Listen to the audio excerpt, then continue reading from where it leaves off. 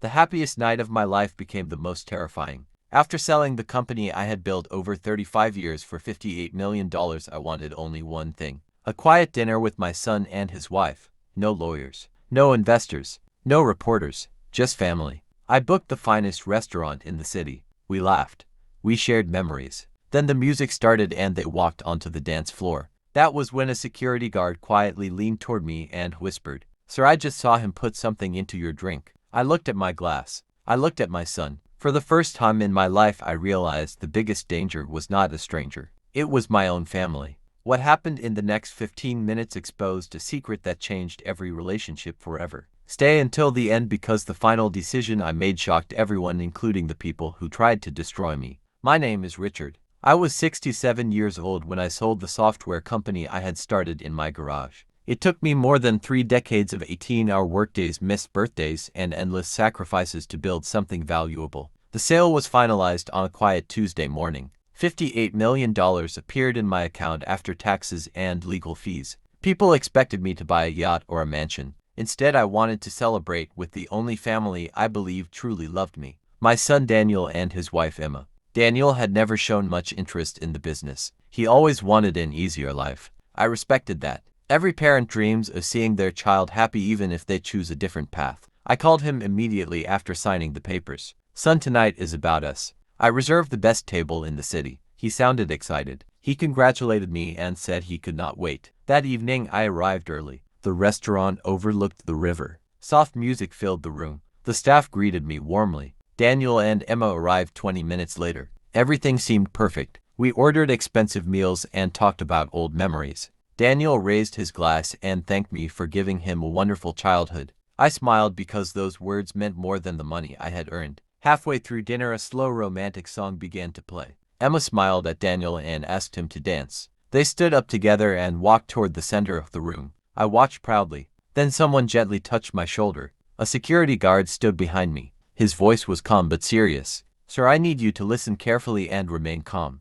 I just saw the young man at your table place something into your drink while you were speaking with the waiter." For a second I thought I had misunderstood. "My son, my own son," the guard continued. "Do not drink anything. Leave the glass exactly where it is." Every part of my body froze. I thanked him quietly and pretended nothing had happened. When Daniel and Emma returned, they encouraged me to finish my drink. That simple sentence made my heart race. I smiled and said I needed to make a phone call. Instead, I walked directly to the restaurant manager. The manager immediately reviewed the security cameras. Minutes later, he returned with a pale face. "Sir, you need to see this." The video clearly showed Daniel removing a tiny packet from his pocket and emptying it into my glass while Emma distracted me. My hands started shaking. The manager contacted the police without informing Daniel. I sat back at the table pretending everything was normal. Daniel kept watching the untouched glass. His smile slowly disappeared. Within minutes, police officers quietly entered through the main entrance. They approached our table. Daniel looked confused. The officers asked everyone to remain seated. My drink was collected for laboratory testing. Daniel insisted everything was a misunderstanding. Emma started crying. The officers separated all of us for questioning. Hours later, the laboratory confirmed the drink contained a powerful sedative. Not enough to kill me, but enough to make me unconscious. Police investigators searched deeper. What they discovered shocked everyone. Weeks before the dinner, Daniel had secretly contacted a lawyer asking about emergency financial control if a parent suddenly became mentally incapable. He also tried convincing me several times to sign documents giving him authority over my finances. I had always refused because I believed there was no urgency. Now everything made sense. The dinner was never about celebrating. It was about taking control. During the investigation, Emma admitted they were drowning in debt. Luxury cars, expensive vacations, and failed investments had left them desperate. They believed that once I became unconscious, they could claim I suffered a medical emergency and pressure me into signing financial documents later.